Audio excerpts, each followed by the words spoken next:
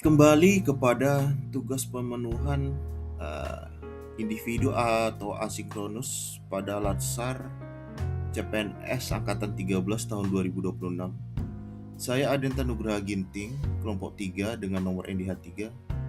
Kali ini akan membahas terkait bagaimana kristalisasi nilai berakhlak pada individu, yaitu saya sendiri, dan satuan kerja, di mana itu adalah satuan kerja saya, kantor wilayah Direktorat Jenderal Pemasyarakatan Bengkulu, diterapkan. Mungkin kita langsung pada poin pertama, yaitu untuk berakhlak bernya sendiri artinya berorientasi pelayanan dengan definisi terkait komitmen memberikan pelayanan prima demi kepuasan masyarakat.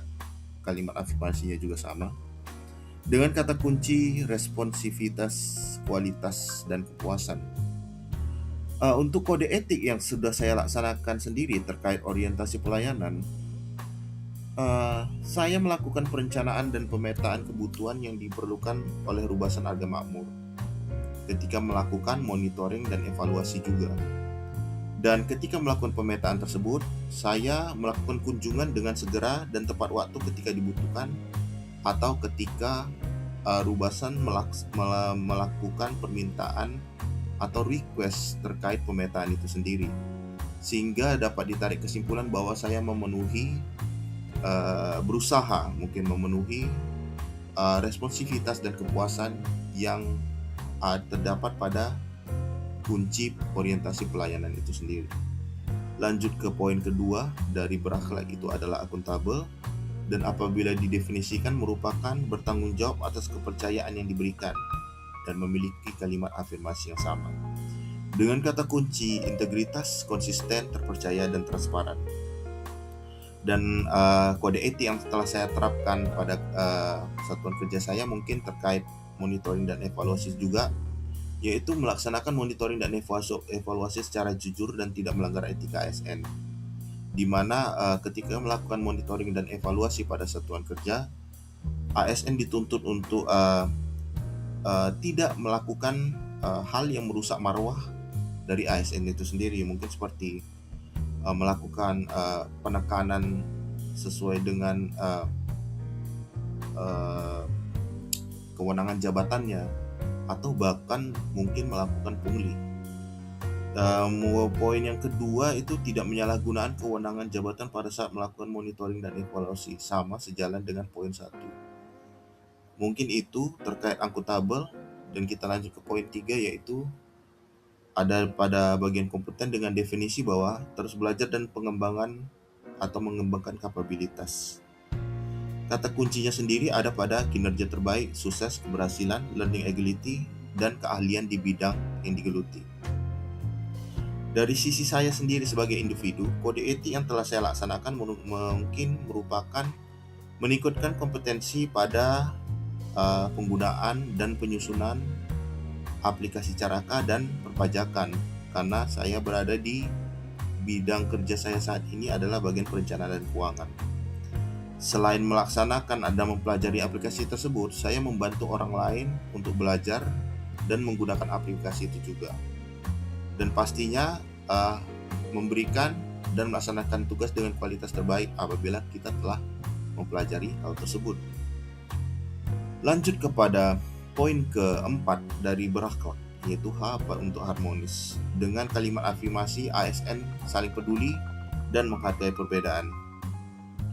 Kata kuncinya adalah komitmen, dedikasi, kontribusi, nasionalisme, dan pengabdian.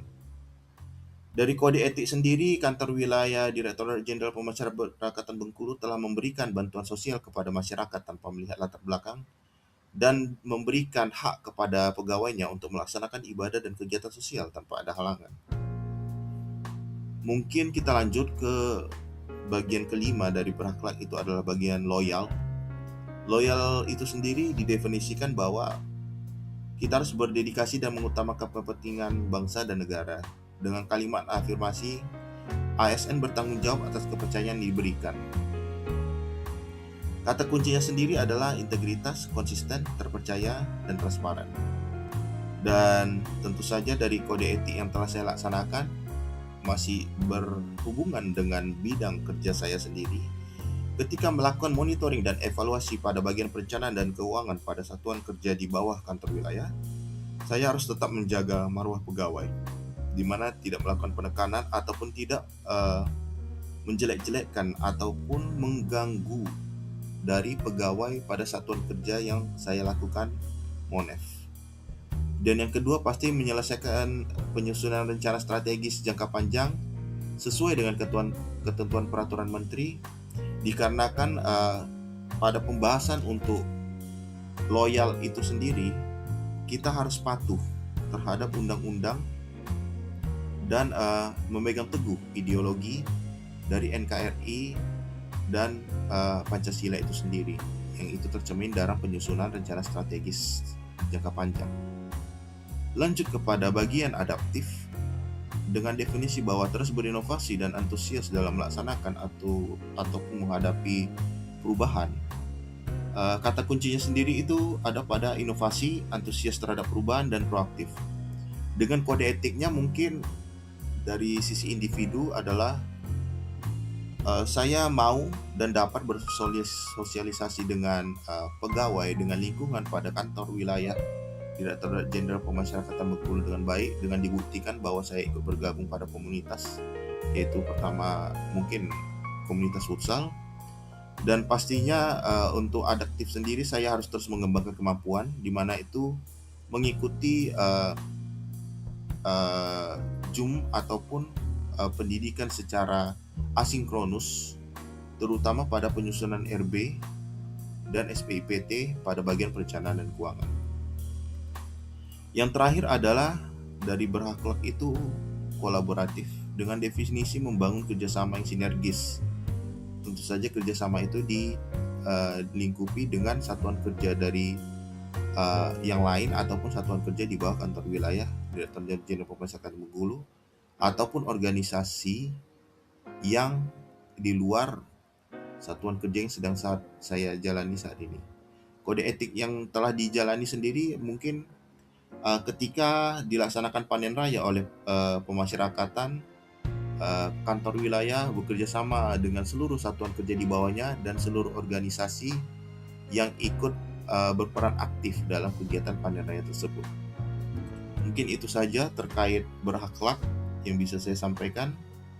Dan sebagai catatan terkait berakhlak, mungkin kita harus bekerja dengan hati dan mengabdi dengan bukti untuk menunjukkan bahwa penerapan berakhlak itu sudah kita laksanakan sebagai fondasi kita dalam melaksanakan kehidupan sehari-hari sebagai seorang ASN.